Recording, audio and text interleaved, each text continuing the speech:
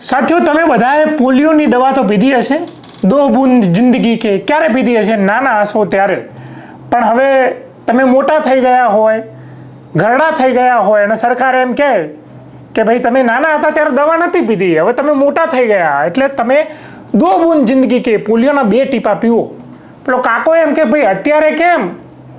તો કે નહીં, તમારે પીવી પડે, તમે નાના હતા ત્યારે નથી પીધી.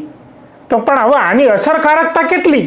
કાકો એમ કહે ભાઈ અસરકારકતા બધું ના જોવાનું હોય, આ સરકારનું સારું દેખાય એવું કંઈક કરો, પી લો ને 2 ટીપા જિંદગીના, 2 બૂંદ જિંદગીના, પીવડાવી દો પૈસા તણા. હવે શું ગુજરાતના ખેડૂતોની આવી જ દુર્દશા થઈ રહી છે? કરીએ વિગતવાર ચર્ચા. નમસ્કાર, ક્રાંતિ માર્ગથી હું વિમિત કુમાર. સાથીઓ, સરકારે એક પરિપત્ર બહાર પાડ્યો. કોને લઈને? ખેડૂતોને લઈને. કેવો પરિપત્ર? કે કપાસ ક્રાંતિના જે લક્ષ્યાંકો પાર કરવાના છે એના સંદર્ભે ગુજરાત સરકારે જે પરિપત્ર બહાર પાડ્યો એમાં કીટનું વિતરણ કરવામાં આવશે. એટલે કે કપાસનું વાવેતરની અંદર જે બિયારણ યુઝ થાય, જે દવાઓ યુઝ થાય, એની એક કીટની જાહેરાત કરી છે. અને આ જાહેરાત ક્યારે કરી છે?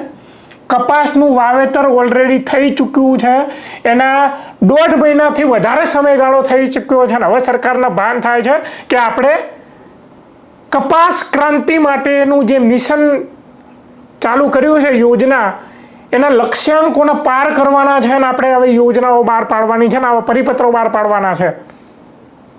અને એના સંદર્ભે આ કીટનું વિતરણ કરવાનું હવે ચાલુ કર્યું છે. શા માટે?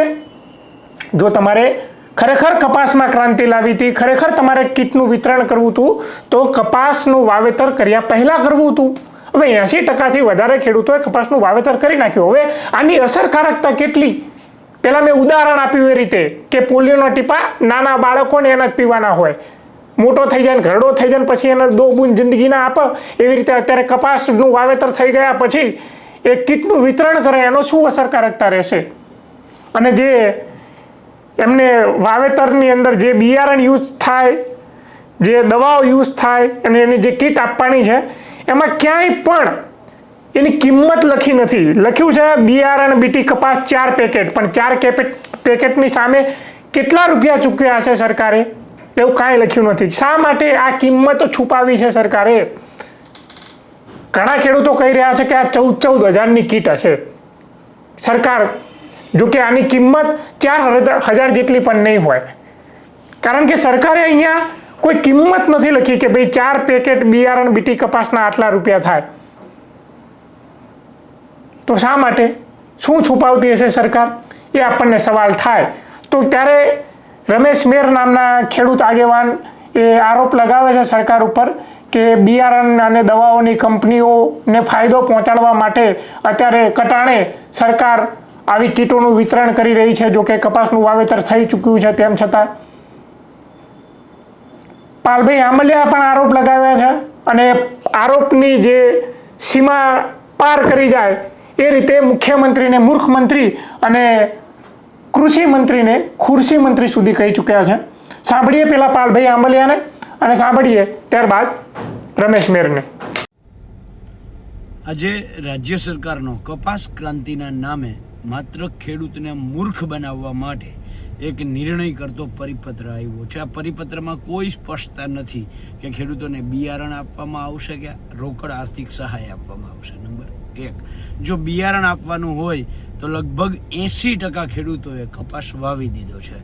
તે જે ખેડૂતો અત્યારે ઓનલાઈન કરવા આઈ પોર્ટલમાં ઓનલાઈન કરવા જાય છે તો વીસી એમ કહે છે એમને કે ભાઈ આમાં તો શરત એવી છે કે 3 ફૂટના અંતરે કપાસ જે લોકો વાવતા હોય એમને જ આ સહાય મળશે. હવે જોયા જેવું એ છે કે કપાસ ગુજરાતમાં મોટા ભાગે 4 ફૂટ, 4.5 ફૂટ, 5, 5.5, 6 ફૂટના અંતરે વવાતો હોય છે. 3 ફૂટ અથવા તો એનાથી ઓછા અંતરે તો કોઈ કપાસ વાવતું જ નથી. તો એક રીતે આ રીતે મૂર્ખ બનાવે છે. બીજું, હું કૃષિ મંત્રી જીતુભાઈ વાઘાણીને, કૃષિ મંત્રીને આ નિર્ણય પછી તો કૃષિ મંત્રીને કહેવા માગું છું કે હે કૃષિ મંત્રી શ્રી, દર વર્ષે જે તુવેર, મગફળી જે બિયારણમાં આપણે ચોમાસા પહેલાં કીટો આપતા હોઈએ, ગયા વખતે પણ તમે આ જ કર્યું હતું, ચોમાસામાં વાવેતર થઈ ગયા પછી મહિના દિવસે કીટોની જાહેરાત કરી હતી. એવી જ રીતે કપાસના વાવેતર થઈ ગયા પછી હવે તમે આ જાહેરાત કરો છો ને એમાં સ્પષ્ટતા વગરની છે. જો ખુરશી મંત્રી શ્રી અને રાજ્યના મુખ્યમંત્રી નહીં, મૂર્ખ મંત્રી શ્રી આપ શ્રીએ ખરેખર ખેડૂતોનો ઉદ્ધાર કરવો હોય અને તમે ડબલ એન્જિન સરકારની જે વાતો કરો છો અને તમારું 1% જો કેન્દ્ર સરકારમાં ઉપજતું હોય તો કેન્દ્ર સરકારને કહો કે જે આયાત ડ્યુટી કપાસમાં છૂટ આપવામાં આવી છે 0%, અમેરિકાને આ આયાત ડ્યુટી જે 0% છે એ વધારીને મૂળ જે હતી 12, 15, 17, 20% ત્યાં પાછા ફરીથી લઈ જાઓ તો ગુજરાતના ખેડૂતોને ફાયદો થશે, ભારતના ખેડૂતોને ફાયદો થશે. તમે એક બાજુ અમેરિકામાંથી કોટન આયાત કરવાની સંપૂર્ણ અને 0 ડ્યુટીએ છૂટ આપો છો અને બીજી બાજુ કિસાન કપાસ ક્રાંતિના નામે ખેડૂતોને મૂર્ખ બનાવો છો. આ બે વાતો તમારી દોગલા નીતિ છે એ ખેડૂતો હવે ઓળખી ગયા છે. મિત્રો, હું ખેડૂત પુત્ર રમેશ મેર. જાહેરાત સરકારે લોલીપોપ આપવાનું પાછું ખેડૂતને ચાલુ કર્યું કે ભાઈ અમે ખેડૂતને 14,000ની ખેડૂતને કપાસની કીટ આપશું.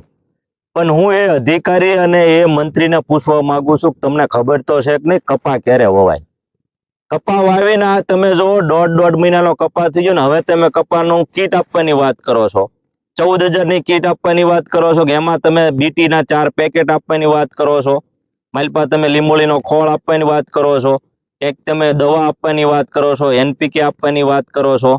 હવે આ 1.5 મહિનાનો કપા થઈ ગયો ને તમે અત્યારે બિયારણ આપો તો અમારે કરવાનું શું? એ બિયારણનું શું અમારે તેલ કાઢવાનું છે? તો આવી ખેડૂતને આમથી ખોટી લોલીપોપ આપી અને ખેડૂતના નામે 14,000 તમે કોના ખિસ્સામાં નાખવાના છો? એ જે કીટ તમે 14,000ની કહો એ 4,000ની કીટ થતી નથી ને તમે 14,000 તમે કયા તમારા માસીના દીકરા કંપની વાળાને રડાવવા માંગો છો?